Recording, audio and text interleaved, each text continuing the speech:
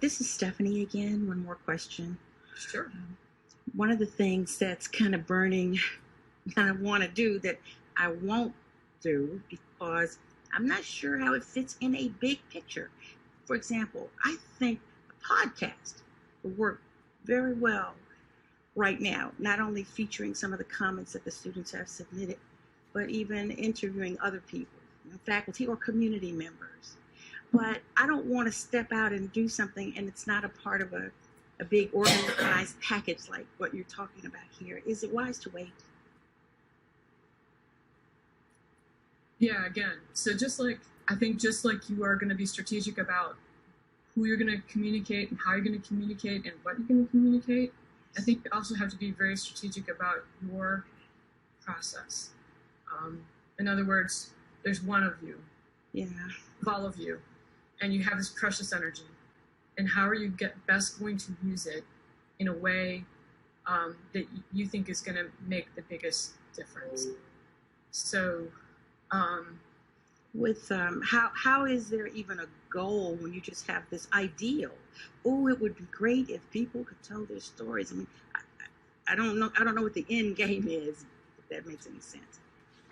I think the end game partly is really kind of what you want it to be, but it's sort of like if you know, how do people make sense of the world? It's one of the reasons we all do reflection.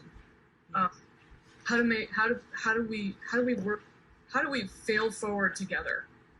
And so I think if you have, you've got this set of questions that you've come up with that probably have a lot to do with, how people approach the world and how they deal with difficulty that again are going to be perhaps lessons for others.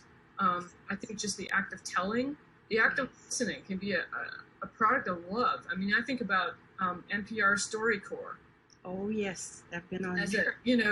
As a model. So again, I think this is for you, Stephanie, for everyone. If you whatever it is that you're trying to do, think carefully about what it is.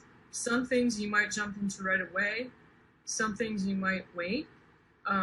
You may have sort of an arc, like and that would sort of grow over time, but you don't want to burn yourself out, and you don't spend time on things that you don't think you have any chance of success. And I guess for me, I often in community engagement think about, one of my service learning mentors used to say, how do you eat an elephant? Which, for a vegetarian, maybe not so much, but, it's the whole one bite at a time. You just carve off a slice and you work on that slice. But which slice you carve off first, I think you can be very deliberate about, and then which one you carve off second. The other thing I always try to remember in community engagement is, you kind of have to have, I think, a thick skin because you hear no a lot. And there's lots of no's. So I always try to remember, fall down 7 times, get up 8. So again, I would just encourage you to be strategic in everything that you do. And again, if you use some of these strategies, talking to your service learning office, talking to other people, that can help you. You can come up with a little advisory council if you want to. People who can help you push your work forward, and they can be a sounding board for you. You're not in it alone either. So I hope that answered your question. Oh, it did. Thank you so much. Sure.